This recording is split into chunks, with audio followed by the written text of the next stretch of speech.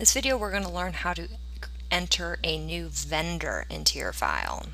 Okay, so I'm going to go up under the Vendor Center up top here. You could also go up to Vendors and go down to Vendor Center here. Alright, once in the Vendor Center, I'm going to click on my vendor list and I'm going to go up and go to New Vendor. Okay, it's giving me a little bit of information here and telling me, hey, you can add new vendors through multiple list entries, but I'm just going to enter this one new vendor. So what is the vendor's name? It's Mary's Lighthouse. Again, you can put the opening balance information here. That will create an entry and put that balance towards opening balance equity. I do not suggest doing it that way. If you do have an opening balance with this vendor, make sure and enter the actual bill or the check or whatever it is that you have. Alright, Mary's Lighthouse. I'm going to go ahead and copy that down. What is the first name? Mary Smith. Okay. What is the bill to address? This address is important because you want to make sure that this is what is printed out in the window, so when you mail off the bill payment, this is the address that it's going to pull from, it's going to default from. But you can always change it, of course, on the actual bill. Alright, so billed from address 114 7th Street, Joe, Illinois 78451. Okay. Again, the contact over there, their phone number, fax number, alternate contact, phone number, email, CC. Now here is a good feature to pay attention to.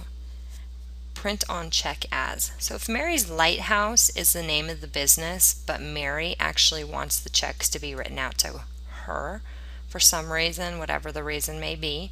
Maybe it's a DBA, maybe some other reasons. Maybe the bank account doesn't have Mary's Lighthouse as the DBA yet and she's getting that DBA paperwork process, so for the time being she needs it written out to Mary Smith.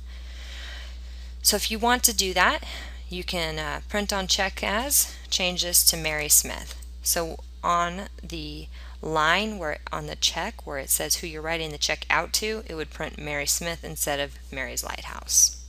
Alright. You can have your ship to address over here too, that or ship from address, actually it should be, because they're shipping to you, so you can have a ship from address over here. What's great about using that is if it has to be returned, then you know where to return, which address to return it to. Additional information, what is your account number over there at Mary's Lighthouse? 784512. Okay. What type of vendor is Mary? She is a consultant, or let's do say materials. What are your terms with Mary? Okay, at 30. Again, these are all defaults. This is for default only. If you get your first bill and she gives you terms of net 60, then you can change that on the bill. What is your credit limit over there at Mary's Lighthouse? What is Mary's tax ID number? And if Mary is eligible for a 1099. So since I'm going to be buying materials from Mary, probably not. But if she was a consultant, then I would definitely want to check this vendor eligible for 1099 and put the tax ID number in there from her W-9. Okay. Billing rate level. If Mary was again providing services, she might have a particular billing rate level.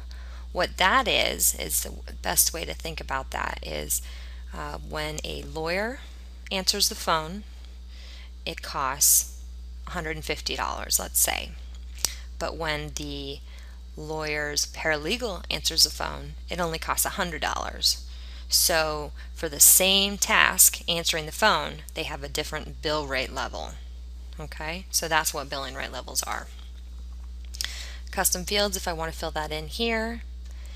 And to learn more about custom fields, go ahead and watch that video. And then account pre-fill. So what this does is basically, if Mary, whenever you're buying from Mary, you're always paying rent or legal fees, you can have that account pre-fill here. But if you watch the video on preferences, we talk about how to pull it up automatically so it automatically remembers what happened last time when you purchased from Mary. Okay, so that is how you set up a vendor.